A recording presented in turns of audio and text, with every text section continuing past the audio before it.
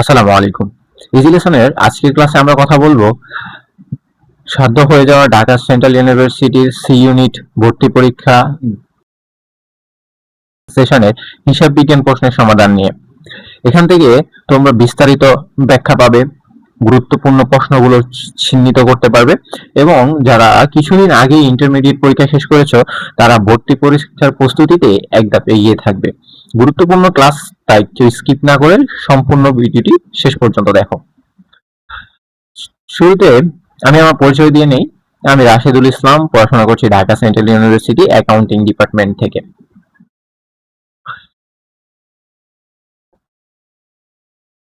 আমাদের আজকের আয়োজনটা কি সেটা তোমরা থাম্বনেল এবং আমার ভিডিওর শুরুর কথা শুনে বুঝতে পেরেছো। সেটা হচ্ছে ডিসিও অ্যাডমিশন 25-26 সেশনের সি ইউনিট অ্যাকাউন্টিং প্রশ্নের সমাধান।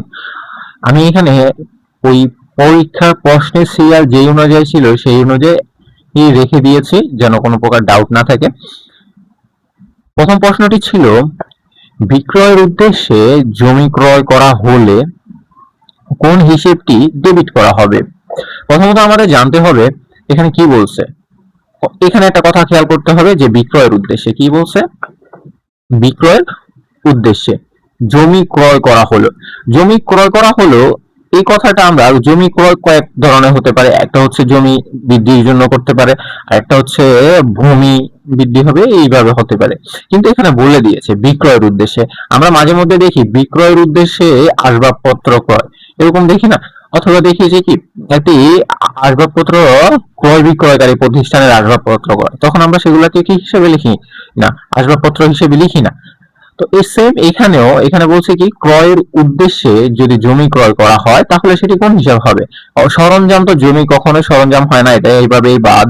তারপরে আমরা যদি দেখি ক্রয় হিসাব, বিক্রয়ের উদ্দেশ্যে যদি কোনো পণ্যদ্রব্য ক্রয় করে সেক্ষেত্রে আমরা পণ্যদ্রব্য ক্রয় লিখি না, আমরা লিখি ক্রয় হিসাব। তাহলে আমাদের এখানে অ্যান্সারটা হবে বি, ক্রয় হিসাব।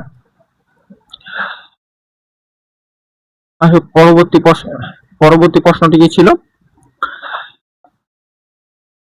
পরবর্তী প্রশ্নটি ছিল বিক্রিত পণ্যের ব্যয় মুনাফা। সরি, এখানে আমাদের টাইপার একটু মিস্টেক করেছে। সেটা হচ্ছে এখানে বিক্রিত পণ্যের ব্যয় প্লাস মুনাফা। যদি বিক্রিত পণ্যের ব্যয় ও মুনাফা যোগ করা হয় তাহলে কি হবে? ক্রয় হবে। ক্রয় তো বিক্রিত পণ্যের ভিতরের এই একটা অংশ, তাহলে তার সাথে মুনাফা কখনোই যোগ করলে ক্রয় হয় না। পরিচালন ব্যয়, পরিচালন ব্যয় কিন্তু নিট মুনাফার পরে আসে, সেটা মুনাফার আগে আসে না, সো এটাও হবে না। এখন আসো, বিক্রিত পণ্যের ব্যয়ের সাথে যদি মানে আমি ধরো 10 টাকা আমার একটা পণ্য উৎপাদন করতে খরচ হয়েছে, আমি যদি সেই পণ্যটিতে 2 টাকা লাভ করতে চাই তাহলে আমি 2 টাকা যোগ করব এবং আমি কি করব সেটাকে 12 টাকায় বিক্রি করার চেষ্টা করব। তাহলে আমার এই 12 টাকা আমার কি মূল্য? বিক্রয় মূল্য। তার মানে আমি যদি বিক্রিত পণ্যের ব্যয় ও মুনাফা যোগ করি তাহলে আমি পাবো হচ্ছে বিক্রয়। ওকে, পরবর্তী কোশ্চেন, যে কোনটি অস্পর্শনীয় সম্পদ? কোনটি অস্পর্শনীয় সম্পদ? আমরা জানি হাতে গোনা কয়েকটা অস্পর্শনীয় সম্পদ রয়েছে, তার মধ্যে রয়েছে ট্রেডমার্ক, তারপরে রয়েছে প্যাটেন্ট, কপিরাইট, সুনাম ইত্যাদি রয়েছে অস্পর্শনীয় সম্পদ বা অদৃশ্যমান সম্পদ। তার মধ্যে আমরা যদি দেখি এখানে কি কি রয়েছে, তা এই কয়েকটার মধ্যে এখানে প্যাটেন্টের নামে একটা অপশন আছে, সেটাই হচ্ছে আমাদের অদৃশ্যনীয় সম্পদ। বাকি যে অপশনগুলো আছে সেগুলো নিয়ে যদি একটু কথা বলি, সেটা হচ্ছে প্রাথমিক খরচাবলী। প্রাথমিক খরচাবলী এটা একটা অলিক সম্পদ নামে আমরা চিনি। তারপরে রয়েছে যন্ত্রপাতি, যন্ত্রপাতি একটা স্থায়ী সম্পদ, এবং ভূমি সেটা একটা ফিক্সড অ্যাসেট অথবা স্থায়ী সম্পদ। আসলে পরবর্তী কোশ্চেনটা কি ছিল? পরবর্তী কোশ্চেন হচ্ছে যে ক্রেডিট দ্বারা কোনটি বোঝানো হয়? যদি ক্রেডিট করা হয় তাহলে কোনটি বোঝানো হয়? তো এই জন্য আমরা যদি একটা লেনদেনকে চিন্তা করি তাহলে সেটা কি, যে আমরা একটা লেনদেন চিন্তা করলাম, যে পণ্য ক্রয় করা হলো, কি ক্রয় করা হলো? পণ্য ক্রয় করা হলো। তাহলে পণ্য ক্রয় করা হলে আমরা কি কি ধরি? এখানে আমরা প্রথমত চিন্তা করি পণ্য ক্রয় করা হয়েছে, তার মানে হচ্ছে পণ্য ক্রয় করা হলে কি হবে? পণ্য ক্রয় করা হয়েছে, তার মানে হচ্ছে পণ্য ক্রয় ডেবিট। কি করি? পণ্য ক্রয় ডেবিট। এরপরে আমরা কি করি? নগদান। নগদান একটা সম্পদ, নগদান কি করি? নগদান আমরা ক্রেডিট করি। ওকে। আর যদি বাকিতে ক্রয় করি তাহলে আমরা কি করি? আমাদের কি করি? পাওনাদার নামক যে সম্পদটা রয়েছে, পাওনাদার, পাওনাদার কি হয়? পাওনাদার ক্রেডিট হয়। ওকে। এখন এখানে বলছে প্রথম কথা, সম্পদ ও দায় হ্রাস পাবে। সম্পদ ও দায় দুটি কখনোই একটা ক্রেডিট দ্বারা হ্রাস পায় না। হ্যাঁ। তারপর হচ্ছে সম্পদ হ্রাস। আমরা জানি যদি মাইনাস হয় তাহলে কি হবে? ক্রেডিট হবে, এটা আমরা জানি।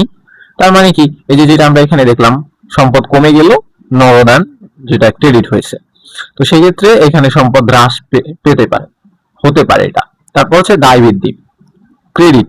আমরা জানি এল প্লাস হলে কি হয়? ক্রেডিট হয়। এল প্লাস হলে ক্রেডিট হয়। যেমন এখানে পাওনাদার বৃদ্ধি পাইছে, পাওনাদার বৃদ্ধি পাওয়ার পরে কি হয়েছে? ক্রেডিট হয়েছে। তার মানে হচ্ছে দায় বৃদ্ধি হতে পারে ক্রেডিট দ্বারা। তারপর এটা হতে পারে। এরপরগুলো আমরা একটু দেখি, যে সম্পদ ও দায় বৃদ্ধি। একটু আগে যেটা বললাম, সম্পদ ও দায় যেভাবে একসাথে হ্রাস পায় না, সেক্ষেত্রে সম্পদ ও কি দায় একসাথে বৃদ্ধি পাবে না। সম্পদ বৃদ্ধি, দায় হ্রাস। ক্রেডিট দ্বারা কখনো সম্পদ বৃদ্ধি বোঝায় না, ক্রেডিট দ্বারা সবসময় সম্পদকে কি করা হয়? মিনিমাইজ করা হয়। তাহলে আমরা এখানে বুঝতে পারছি আমাদের এখানে অ্যান্সারটা বি আসছে সঠিক অ্যান্সার। ওকে। পরবর্তী কোশ্চেন, এখানে বলা হচ্ছে যে বিক্রয়ের উপরে লাভের হার 25% হলে ক্রয় মূল্যের উপর লাভের হার কত? বিক্রয় মূল্যের উপর লাভের হার 25% হলে ক্রয় মূল্যের উপর লাভের হার কত? এটা দুইভাবে বের করা যায়, একটা হচ্ছে সূত্রের মাধ্যমে, আর একটা হচ্ছে একটা ফ্লো রয়েছে বা মানে এটা ধারা রয়েছে, সেটা অনুযায়ী বের করা যেতে পারে।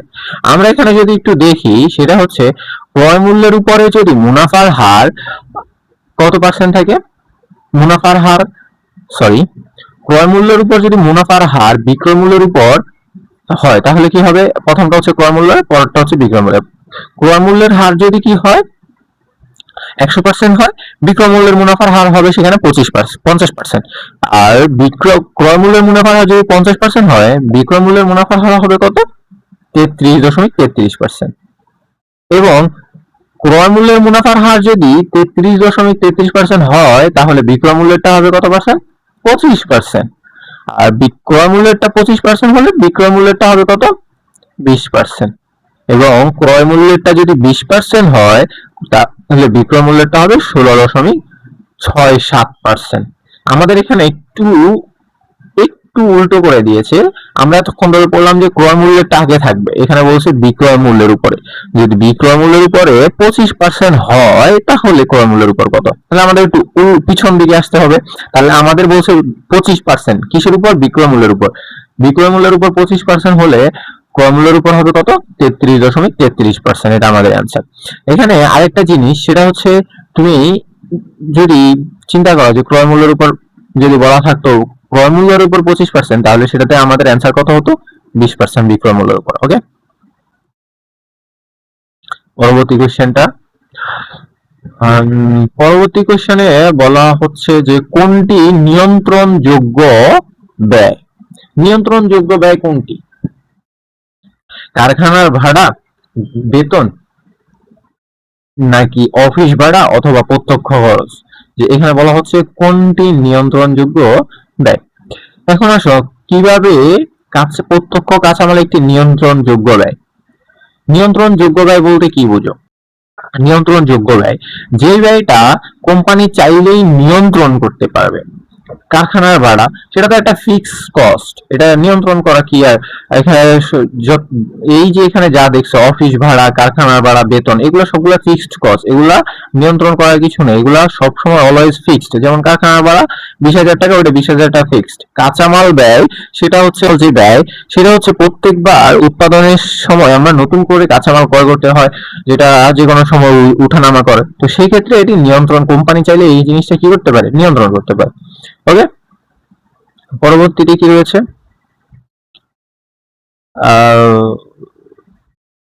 দেখো বলা হচ্ছে জনাব আসিফে 1 জানুয়ারি 2025 নগদ কত টাকা, 75,000 টাকা এবং 60,000 টাকার পণ্য নিয়ে ব্যবসা শুরু করে। পরবর্তীতে নগদে পণ্য বিক্রয় করে 15,000 টাকা, বেতন প্রদান করে 10,000 টাকা, নগদে পণ্য ক্রয় করা হয় 25,000 টাকা।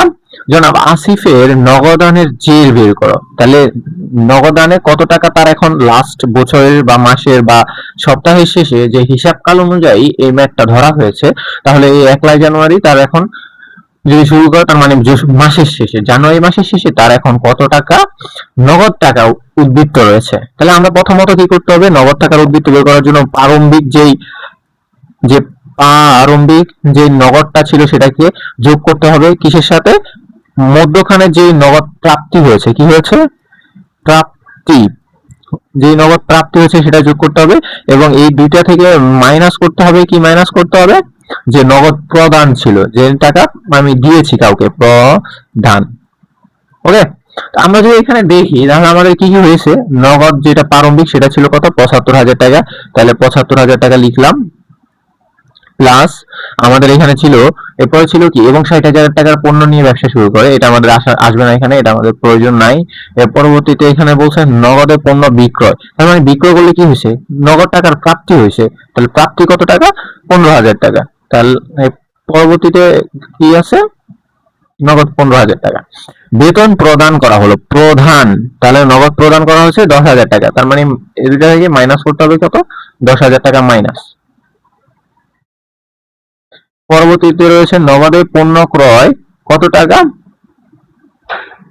25,000 টাকা, তার মানে আবার মাইনাস 25,000,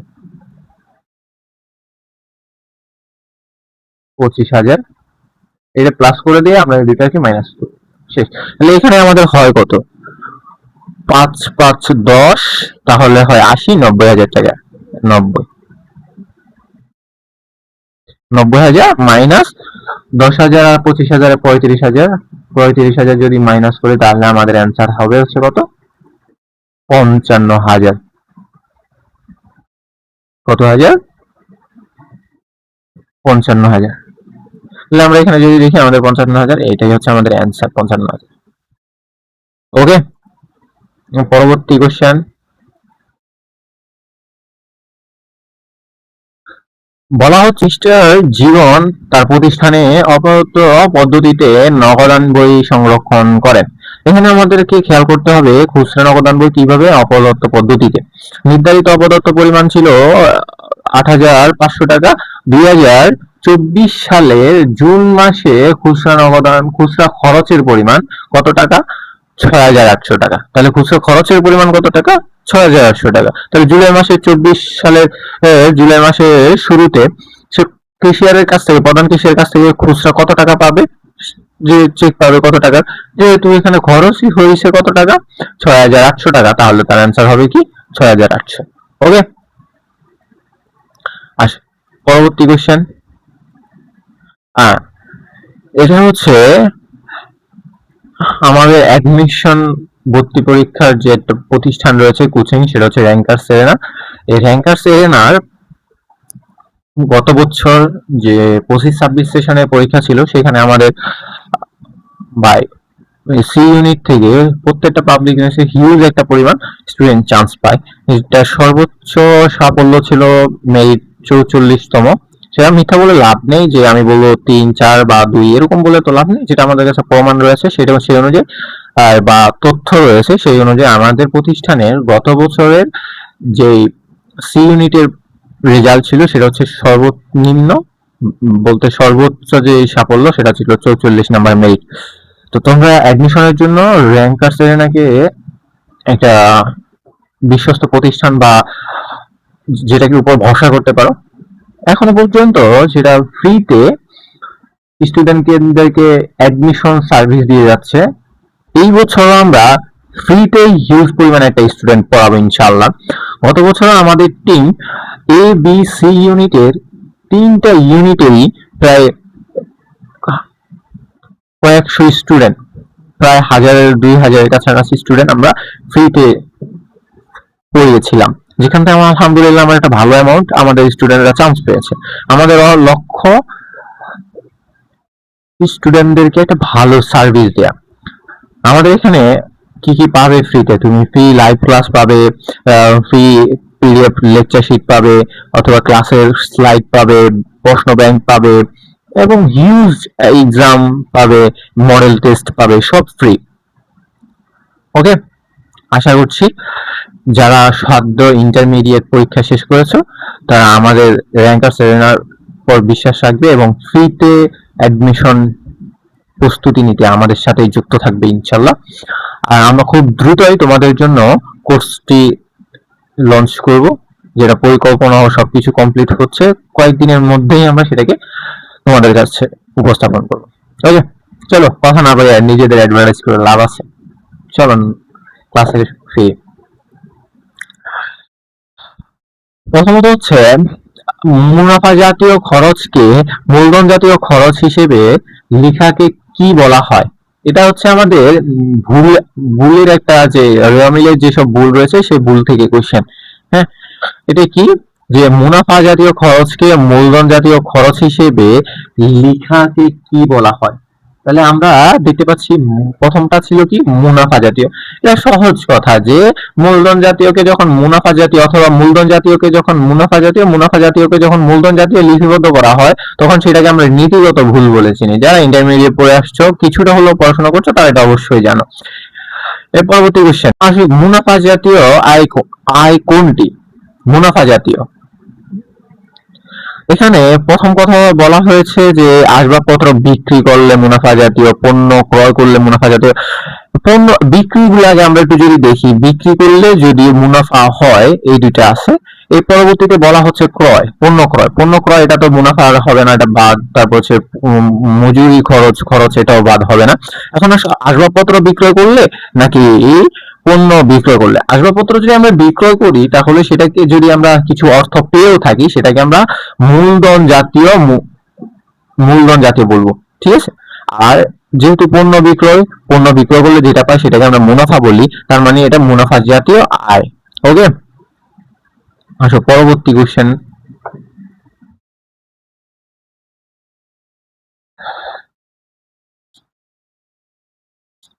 দেখো, নিচের কোনটি বিলম্বিত মুনাফা জাতীয় ব্যয়? মুনাফা জাতীয় ব্যয় আয় ব্যয় কোনগুলা? আচ্ছা, আগে একটু এটা সংজ্ঞায়ন করি।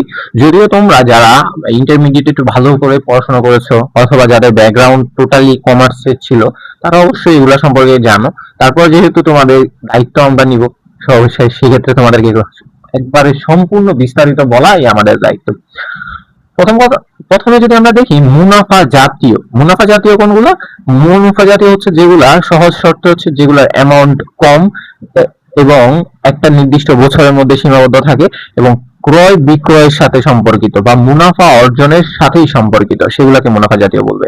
আর মূলধন জাতীয় যেগুলো অ্যামাউন্টে বড় হবে, দীর্ঘমেয়াদী হবে এবং যেটা মূলধন ওই উত্তোলন ইত্যাদির সাথে সম্পর্কিত, সেটা বা স্থায়ী সম্পদ যেগুলো, সেগুলো হচ্ছে মূলধন জাতীয়।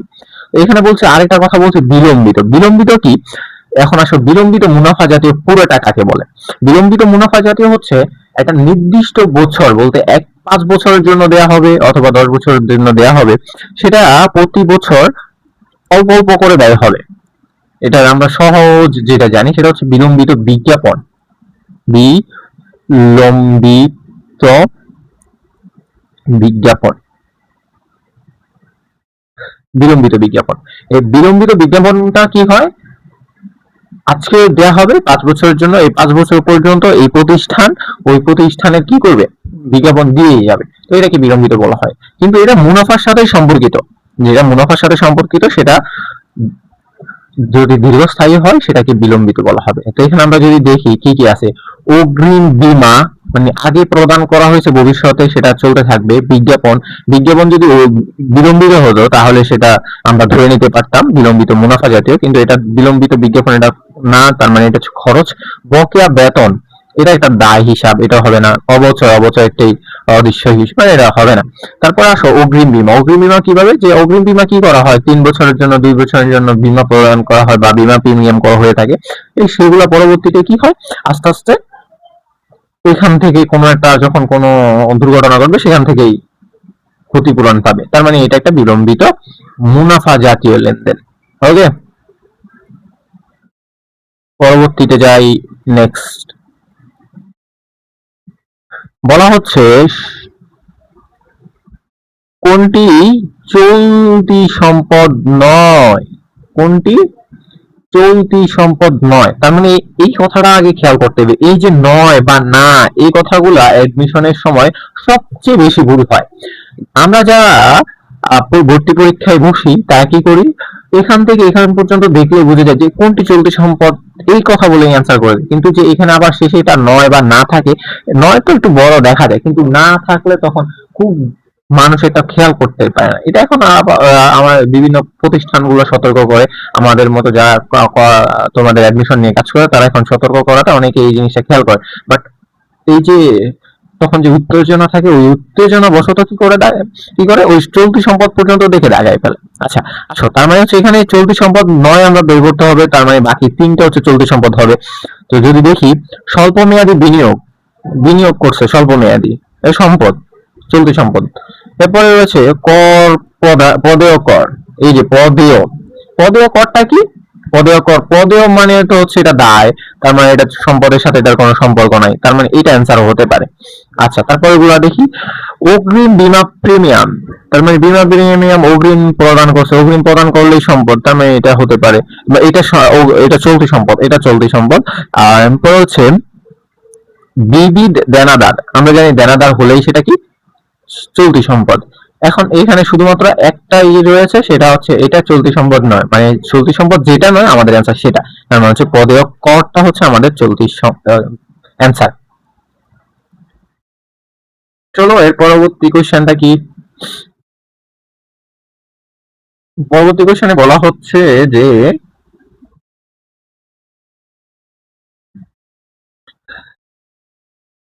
কি বলা হচ্ছে, 750 টাকার একটা লেনদেনকে যদি 570 টাকায় লিপিবদ্ধ করা হয়। এই যে ভুলগুলো, আরেকটা ভুল দেখবা তুমি কোন কোন জায়গা থেকে কোশ্চেন বেশি হচ্ছে, মুনাফা জাতীয় মুনাফা ও মূলধন জাতীয় থেকে 2টা কোশ্চেন অলরেডি আমরা ফেস করে আসছি, এবং নীতিগত থেকে এই 2 নম্বর কোশ্চেনটা চলতেছে ভুল থেকে। এখন আসো ভুলগুলা কেমন হয়, যেমন 250 টাকা দেয়া থাকে, ভুল করে 520 টাকা লেখা হয়, অথবা 630 টাকা দেয়া আছে, ভুল করে 360 টাকা লেখা হয়। হ্যাঁ, এরকম ভুলগুলা হয়। তো এইগুলাকে আমরা লিখা হলে এইগুলাকে আমরা লিখার ভুল বলি, যে একটা অ্যামাউন্টের পরিবর্তে আরেকটা অ্যামাউন্ট লিখে ফেলছে, তার মানে এটা লিখার ভুল। ওকে, পরবর্তী কোশ্চেন, তো অ্যান্সার দেওয়ার নেই, সরি। আচ্ছা, পরবর্তী কোশ্চেনটা কি ছিল, পরবর্তী কোশ্চেনে বলা হচ্ছে যে বিপরীত দাখিলা কখন করা হয়। বিপরীত দাখিলা কখন করা হয়, যে সমন্বয় দাখিলা প্রস্তুতের পর, হিসাবকাল শেষে, অথবা আর্থিক বিবরণী প্রস্তুতের পর, অথবা পূর্বে, অথবা হিসাবকালের শুরুতে। আমরা জানি বিপরীত দাখিলা কখন করা হয়, হিসাবকালের শুরুতে। এরপরে আসো, সামনে যে কোর্সটা লঞ্চ হচ্ছে র্যাঙ্কার্স এরিনার পক্ষ থেকে, সেই জন্য বারবার সেই স্লাইডটা আসতেছে, সমস্যা নেই, আমরা ক্লাসের ফাঁকে ফাঁকে একটু বিজ্ঞাপনও দেখলাম, কথাও বললাম।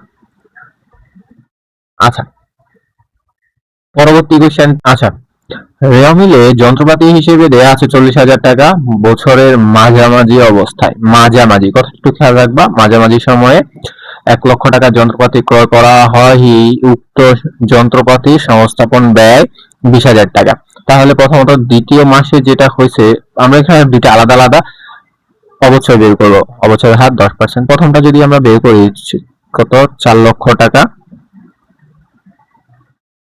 4 লক্ষ ইন্টু 10%, তাহলে হয় কত, 4 লক্ষের 10%, 40,000 টাকা। এর পরবর্তীতে রয়েছে এখানে 1,20,000, 1 লক্ষ টাকা আর হচ্ছে 20,000 টাকা যোগ করলে কত হবে, 1,20,000 টাকা, 1 লক্ষ 20,000 টাকার উপর যদি আমরা 10% অবচয় ধার্য করি তাহলে কত হবে? 12,000 টাকা। 12,000 টাকা। এখন আমরা কি 12,000 আর 40,000 যোগ করে 52,000 অ্যান্সার লিখবো? না। কেন না? কারণ এই জন্যই আমি তোমাকে এখানে বলছি মার্ক করে রাখতে। এই জিনিসটা আমরা অনেকে ভুল করি বছরের মাঝামাঝিতে। তার মাঝামাঝি হলে কি আমরা সেখানে পুরোপুরি যে খরচটা আছে সেটাকে আমরা এই যে 12,000 টাকা যে অবচয় রয়েছে সেটা পুরোপুরি দেখাবো না, কারণ মাঝামাঝি তার মানে হচ্ছে অর্ধেক। তার মানে সেটা অর্ধেক যদি আমরা 2 দিয়ে ভাগ করি তাহলে হয় কত? 6,000 টাকা। তাহলে আমাদের 40,000 6,000 যোগ করলে হয় 46,000। আমাদের এখানে সঠিক যে অ্যান্সারটা সেটা দেয়া নাই, এখানে 42 দেয়া আছে, 36 দেয়া আছে, 40 50 দেয়া আছে। এখানে এটা আই থিংক 46 হওয়ার কথা ছিল। ওকে,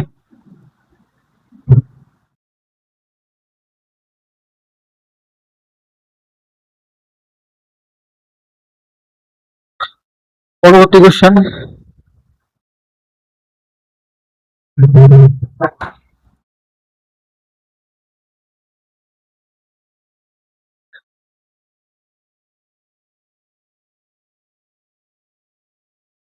এখানে বলা হচ্ছে যে ক্রয় যদি এটা ক্রয় সিদ্ধান্ত বা ক্রয় করা হয় তখন সেটাকে কোথায় পেশ করা হবে?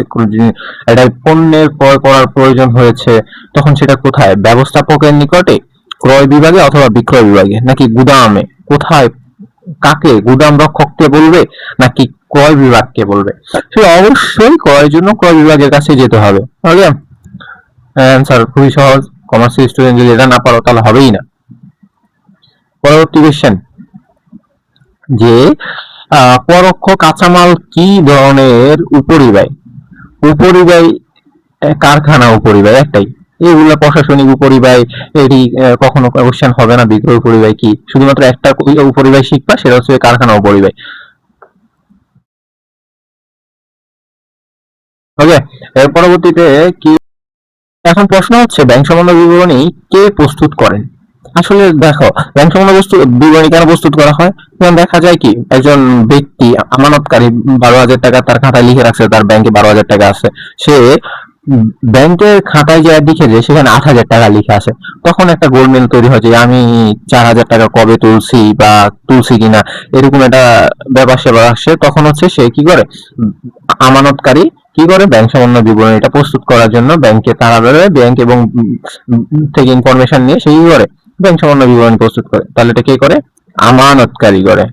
ওকে, পরবর্তী কোশ্চেন বলা হচ্ছে বাংলা কলম আইনা বাংলাদেশের শেয়ার বাজার নিয়ন্ত্রণকারী সংস্থার নাম কোনটি? সেটা হচ্ছে BSEC, Bangladesh share exchange commission, যেটা তোমরা সবাই পড়ে আসছো। আর বেশি কথা না বলি, চলো পরে কোয়েশ্চেনটাতে কি বলা আছে সেটা বলা হয়েছে যে করিম ট্রেডার্স একটি মেশিনের করিম ট্রেডার্স এর একটি মেশিনের আনুমানিক আয়ুষ্কাল 10 বছর। কত বছর? 10 বছর। বার্ষিক অবচয় 20,000 টাকা হলে ভগ্নাবশেষ মূল্য 10,000 টাকা। মেশিনটির ক্রয় মূল্য কত? যে 10 বছর মেয়াদি একটা মেশিন, যেটার কত? 20,000 টাকা। তাহলে আমরা প্রথমত হচ্ছে 20 দিয়ে মেশিনটা অবচয় মূল্যটাকে গুণ দিয়ে দিলে 10 দিয়ে গুণ দিলে কত হবে? শূন্য একটা বাইরে যাবে, 20 এর সাথে শূন্য একটা বাড়লে 2 লক্ষ টাকা প্লাস 10,000, তার মানে হচ্ছে কি 10,000 টাকা ভগ্নাবশেষ মূল্য। কারণ আমরা অবচয় নির্ণয়ের ক্ষেত্রে কি করি? ভগ্নাবশেষ মূল্য মাইনাস করে দেই, তার মানে 2,10,000 টাকা আমাদের উত্তর। কিভাবে করছি যদি কেউ না বুঝে আবার বুঝাচ্ছি। সেটা হচ্ছে প্রথমত হচ্ছে এই হচ্ছে 20,000 টাকা, আমরা কি করি যে ক্রয় মূল্য থাকে সেটা থেকে অবচয় যোগ ভগ্নাবশেষ মূল্য যদি দেয়া থাকে সেটা মাইনাস করি। মাইনাস করে কি করি, যেই নিট টাকাটা থাকে সেই টাকার উপর পার্সেন্ট বা আয়ুষ্কাল দিয়ে ভাগ দেয়। তাহলে ভাগ দিলে সেটা পাই, সেটা হচ্ছে আমাদের অবচয় থাকে। এখন অবচয় থেকে যদি আমরা ক্রয় মূল্যে যেতে চাই তাহলে আমরা কি করব? প্রথমত হচ্ছে অবচয়কে যে ভগ্নাবশেষ বা আয়ুষ্কাল অথবা যে পার্সেন্ট দেওয়া থাকবে সেটা দিয়ে গুণ করব, এবং কি করব, পার্সেন্ট দেওয়া থাকলে 10% দেওয়া আছে তখন 10 দিয়ে গুণ করবো, 10% দিয়ে না। ওকে, আর শেষে অবশ্যই যে ভগ্নাবশেষ মূল্য থাকবে সেটাকে আমরা যোগ করে দেবো, তাহলে যেটা পাবো সেটাই আমাদের অ্যান্সার। ওকে, মনে হয় আমাদের এই 60 নাম্বার কোশ্চেনে এসে আমাদের ডিসিউ admission 2025 and 2026 C unit accounting question solve ক্লাসটি এখানেই শেষ হচ্ছে। এতক্ষণ পাশে ছিলে এবং শেষে আরেকটা বিজ্ঞাপন দিয়ে গেলাম, যেহেতু আমাদের র্যাঙ্কার সেরেনা ফ্রি অ্যাডমিশন 26-27 সেশনের জন্য ফ্রি অ্যাডমিশন কোর্সের আয়োজন করেছে সি ইউনিট ব্যাচের জন্য। তোমরা অবশ্যই আমাদের ফ্রি অ্যাডমিশন কোর্সে যুক্ত থাকবে একটা ভালো পরিমাণ প্রস্তুতির জন্য। আর ভিডিও এতক্ষণ পর্যন্ত আমাদের সাথে থাকার জন্য অনেক অনেক ধন্যবাদ।